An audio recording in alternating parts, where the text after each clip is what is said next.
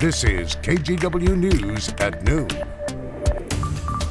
Two Republicans from the state of Washington are bucking a trend in Congress. House members Jamie Herrera Butler and Dan Newhouse appear to have survived their primary yesterday, despite voting to impeach former President Donald Trump. Across the country, though, a handful of their GOP colleagues who did the same thing did not fare as well. They either lost their races or retired. I'm Brenda Braxton. Thank you for joining us. The Washington Elections Office will release updated numbers later today, but here's what we know right now. In the 3rd Congressional District, Herrera Butler is the incumbent, but she is trailing her Democratic challenger. Marie Gluesenkamp-Perez is leading this race with 32% of the vote. Herrera Butler has 24% support. Again, if nothing changes, Herrera Butler will move on to the general election in November. KGW's Catherine Cook was at election headquarters in Vancouver last night and has this report.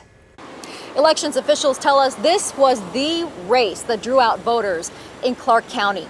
It's also important to remember that these results are preliminary as votes are still being counted. But at this point, it appears that come November, it will be a Republican and a Democrat vying for Washington's 3rd Congressional District. And then there were two. Preliminary results from Washington's primary have Democrat Marie Gluesenkamp-Perez and Republican Jamie Herrera Butler moving on in the race for Washington's 3rd Congressional District. Perez was in the lead with the first votes counted Tuesday night. What a relief to see that voters are showing up. They are not falling for these big money lies that are coming through. They are showing up for election integrity. They are showing up for women's rights. And they're showing up for small business owners working the trades like me. Incumbent Jamie Herrera Butler is in second in her push for a 7th term. She spent Tuesday afternoon waving signs, hoping for last-minute support. I've been able to put the needs of folks here first. Even when I've had presidents call me and say, we want you to vote this way, or party leaders lean on me and say, you got to do this, I always come back to, no, the folks in this district are my boss. And none of the candidates running can say that. It's going to be a spicy general election. We asked political strategist Rebecca Tweed to weigh in on the results as they may play out in November. We're really going to be seeing who runs the most to the middle. And I think the national narrative will play a big role in what happens, right? With having a primary in August and a general, just a couple months away, there's no wiggle room. There's no way to walk things back. We have serious issues like choice issues on the ballot, gun issues. A lot of those are going to have an immediate impact. And Herrera Butler, is going to have to run a little bit progressive if she wants to take Perez. The Washington primary attracted a huge voter turnout in Clark County. Auditor Greg Kimsey estimated 40 to 45%. That's about 15% more than most primaries. It's fantastic to see people engage in the process. He says without a doubt, the 3rd Congressional District race drew the added interest. Voter Allie Smith noticed the uptick too. I'm not sure what it is. I'm hoping that people are just more passionate about democracy. And that's what it's all about. Rounding out the top 4 vote getters in this race are Joe Kent and Heidi St. John. Those Republicans are in 3rd and 4th place right now. Reporting in Vancouver, I'm Catherine Cook for KGW News at Sunrise. Let's also take a look at the 4th district. Dan Newhouse is leading with a little over 27% of the vote. Democrat Doug White is in second with about 26% support. And former police chief and gubernatorial candidate Lauren Culp, who was endorsed, by the way, by former President Trump, is in 3rd place. For the U.S. Senate, longtime incumbent Patty Murray finished on top. The Associated Press projecting that she will face Republican challenger Tiffany Smiley in November. And in the race for Secretary of State, Democrat Steve Hobbs has a significant lead. He was appointed to the job last fall. The question is, who'll snag that number 2 spot? Julie Anderson, who's running nonpartisan, and Republican Bob Haglund are neck and neck. And in Clark County, Prop 11 is on the ballot. This is a sales tax increase for public safety and includes buying body cameras for sheriff's deputies. Right now, that is passing. And you can find updated results on races and measures on our website. Just head to kgw.com/elections. Now to the wildfire in north central Oregon. Level 2 and 3 evacuation orders are in effect for areas west of Maupin in Wasco County. But just an hour ago, the Wasco County Sheriff's Office posted on Facebook that Highway 216 has reopened. Officials are calling this the Miller Dodge fire.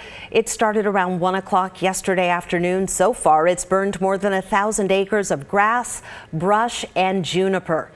In response to all this, Governor Brown is freeing up more money and resources to battle those flames. The firefighters that we'll be sending in will be doing some structural protection and really trying to help those communities.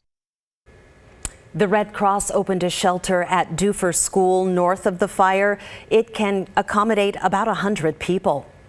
For more on the conditions fueling this fire, let's check in with Daisy Caballero, the newest member of our weather team. And Daisy, you have a warning to pass along. Yes, thank you so much, Brenda. And yes, I absolutely do. Now, the National Weather Service has issued a red flag warning in the areas that you do see here, all in the red, obviously including Washington and parts of Oregon as well. Now, if you don't know quite what a red flag warning is, this is a look at the criteria. So it has to be relative humidity of 15% or less with extreme dry conditions, dry fuels, which is what we have been experiencing for the last few weeks and months on end. Now, wind gusts also have to be between 25% or greater to, again, be a red flag warning. Now, looking at that Miller Dodge fire, which is right in this area, you can see future wind gusts a little bit later today, right around 4 o'clock. We could see upwards from 30 to 40 mile per hour wind gusts, and that will really actually still be the trend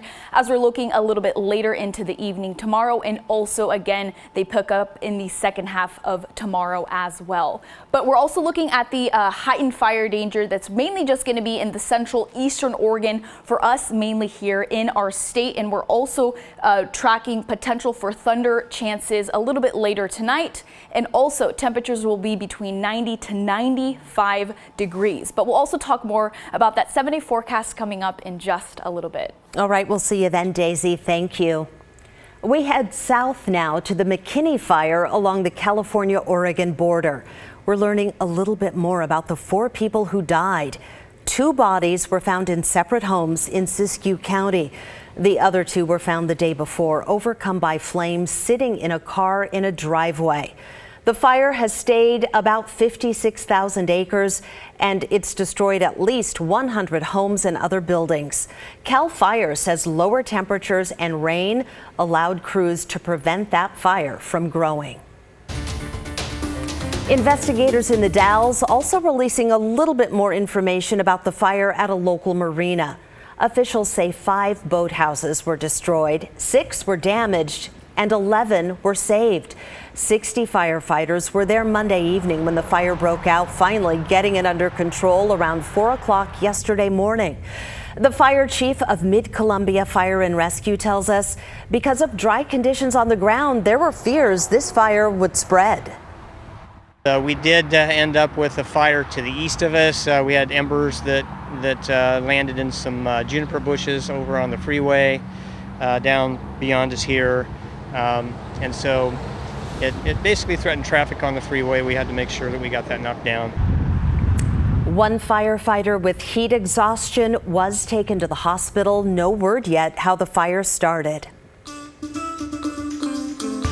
Portland's homeless crisis has one property owner in Southeast dealing with squatters. He says he can't afford to get them out of his house, and they've been there since January when he left town and the property sat empty. As Blair Best reports, when the owner came back, those squatters attacked him. It stands out from the rest. This is a whole nother level. Neighbors have learned to keep their distance from 5256 Southeast Flavel Street. I just mind my own business. I've noticed a frequent stopping of cars, like people coming in 15 seconds. Also police monitoring the house. It all started back in January when the homeowner left town and the property was empty. And when he came back, there was somebody in his house. and he couldn't get back into it. The owner put it on the market. Realtor Nathan Jones picked up the listing last month. Had some guys they just basically walked into the property, took it over, and my seller doesn't have the resources to get them out. The homeowner wouldn't talk with us on camera for fear of retaliation from those living on the property. But over the phone, he tells KGW when he asked them to leave, they beat him up, sending him to the hospital. He hasn't been back since, but still pays $1,500 a month for his mortgage. I mean, all he wants to do is sell, and he can't do it. It's listed for $330,000, but they're willing to negotiate. Jones is hoping for an investor who can afford to evict the squatters, which can be a difficult process. It costs money. You got to get an attorney, file out all these papers, and it's like 90 days minimum. But if you don't have the financial resources, you're screwed. And that's the bottom line. We tried approaching those living at the home, but they just stared at us, gave us the finger, and shut the door. Neighbors have told us that this property has become dangerous since they moved in, and we were cautioned by others not to talk with them. And to be honest, we didn't feel safe knocking on the door.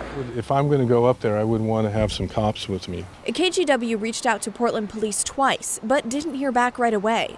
The homeowner has called police and the city to help evict the squatters, but says he hasn't received any help. Well, there's often a woman that yells a lot and screaming at people. I mean, I think everybody probably feels at risk or in danger. You know, like with those type of people, like the fact that I'm doing this, like my house might get broken into or something crazy.